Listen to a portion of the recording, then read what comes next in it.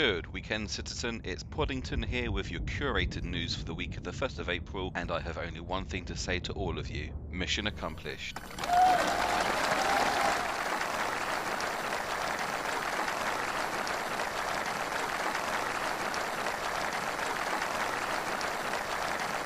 Yes, what would have started as a week of tomfoolery ended as a week of achievement as Helldivers liberated Malevelon Creek and surrounding planets, serving the Automatons' complete defeat and drawing Operation Swift Disassembly to an end. Not since we rid ourselves of the Illuminate has democracy been practiced so aggressively, and so the 3rd of April we celebrate the heroes that reclaimed Malevelon Creek and honour those that fell along the way. But it is the 7th of April that will be the defining point in our democratic history. The Automatons are no more. We here at Helldivers 2 News take pride in our part in helping this victory, and so today's episode is focused on how citizens of Super Earth, playing their part big or small, stood together and said to the Automatons, not today.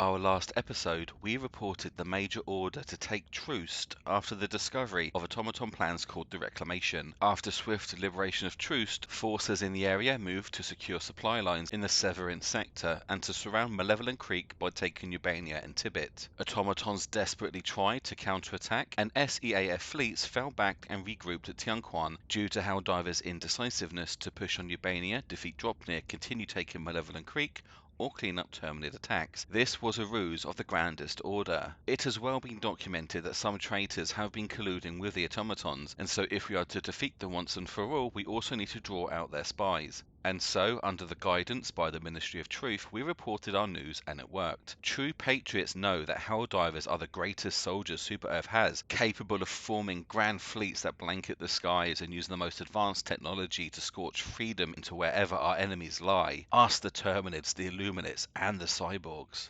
And yet, the gambit worked. By falling back to Tianquan, the Automatons counterattacked and tried to retake Dropnir, bringing out the best they had. But in reality, we had them surrounded, with forces at Ubania and Tianquan circling the Automaton legions and cutting the metaphoric head from the metaphoric body, metaphorically speaking. The term shock and awe has never been more realised, for the Automatons' crushing defeat, and once Dropnir was retaken, Ubania was soon to follow, and with the standing orders in place, the remaining Automaton legions headed to Tibet expecting Helldivers to arrive, but instead we launched our assault on Malevelon Creek. Forces that spent months embedding themselves into bases, command bunkers and fabricators launched their surprise attacks, and as soon as destroyers filled the skies, Helldivers fell like rain. Malevelon Creek was annexed under the flag of freedom.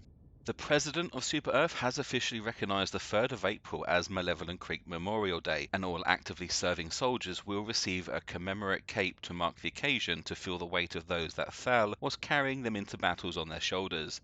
The battle was won, but the war waged on, and after Malevelon Creek was liberated, the next phase was to leave no ground for the Automatons to quarter, with orders to take Maya, Tibet, and Durgan. We still do not know what the Reclamation means, and why the signal carrying this code was broadcast outside the galaxy, but after the Automatons are defeated completely, it matters not. In a desperate effort to stop our advances, the Automatons had been forced to deploy new units that were under development, a factory strider and gunship. The gunship is a small craft that looks to be designed using parts from dropships hastily fitted with rockets and lasers. The prototype design has been rushed into service to defend places of import. The biggest defect noted by those that have encountered this craft report that due to the incomplete design, or perhaps even a design flaw, the gunship must stay close to their control towers, marking this as a primary target for Helldivers and render the gunships useless.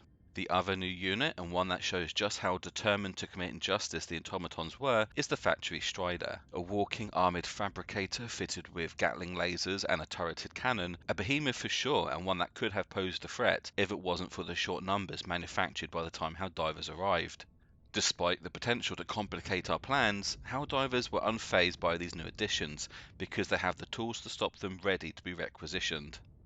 Super Earth is now at peace. This is history in the making, and future generations will be inspired by the events of this week. The only fools this April are those that deny our democracy. High Command has put out a notice for this victory, praising the hard work by all, noting all that was achieved, but ends by looking ahead to the future. With the Automatons purged, the focus has shifted to the Terminid front, where E710 farms need expansion to support the colonists settling on former automaton worlds. The work may be less dangerous, but the work is just as important. Citizens of Super Earth, it's time to travel towards the stars and expand our freedom, just as it was today on Automaton Helldivers, just as it was on Malevelon Creek, and just as it was in the Severin system. The Automatons are no more, and the Terminids are contained. Congratulations to all. Let's head into the future for democracy. That is all that we have for your news today. Please like and subscribe for more content. And now for your local news.